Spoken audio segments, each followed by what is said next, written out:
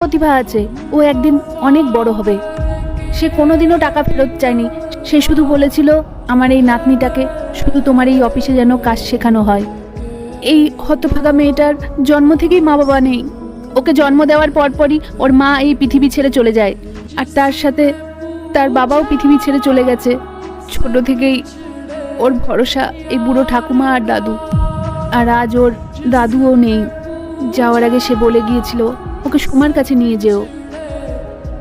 ও একটা বাবা মাহীন মেয়ের ব্যথা ও নিশ্চয়ই বুঝবে। হরিপদ কাকা আমাকে কোলে করে অফিসে আনতেন। আমি যখন স্কুলে যেতে ভয় পেতাম, কাকা আমাকে কাঁধে তুলে নিয়ে যেতেন। আমি কাঁদলে উনি বলতেন আমার সোমা একদিন অনেক বড় মানুষ হবে। ওর মতো আমারও মা ছিল না।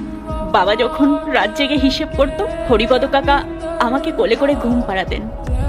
উনি আমাদের বাড়িতে কাজ করতেন ঠিকই, কিন্তু আমার কাছে ওনার জায়গা আমার বাবার মতোই ছিল। মা, উনি তোমাকে সত্যি নিজের মেয়ের মতো দেখতো। আমি আজ এত বড় হয়েছি আর কাকার শেষ সময় পাশে থাকতে পারলাম না। আমি খুঁজতেই পারিনি ওনাকে। তোমার বাবা চলে যাওয়ার পরে তুমি আর তোমার কোম্পানি তখন অনেকটাই প্রতিষ্ঠিত, তাই উনি চাননি তোমাদেরকে আর বিরক্ত করতে।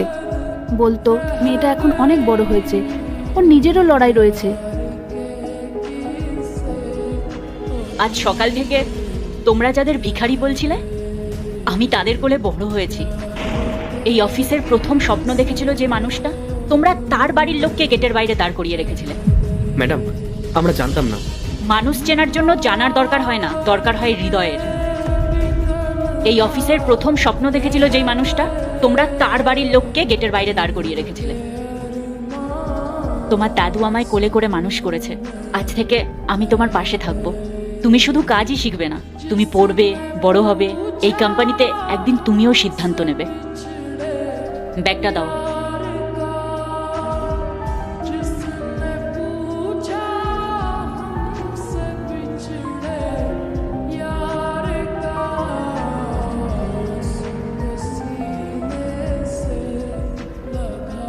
এই টাকাটা রাখুন, আর আজ থেকে আপনারা আমার সাথেই থাকবেন। মা, আমাদের এত টাকা লাগবে না। আমাদের এই অবস্থা দেখে তোমাকে দয়া করতে হবে না। তুমি শুধু ও বড় হলে ওকে একটা কাজের ব্যবস্থা করে দিও।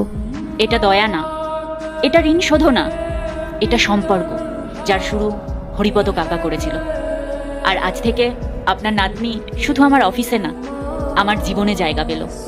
কাকার জন্য তো আর কিছু করতে পারলাম না, তাই ঈশ্বর আমাকে এইভাবে। পার্ট 2 দেখতে সাবস্ক্রাইব করো ভেলকু 78M।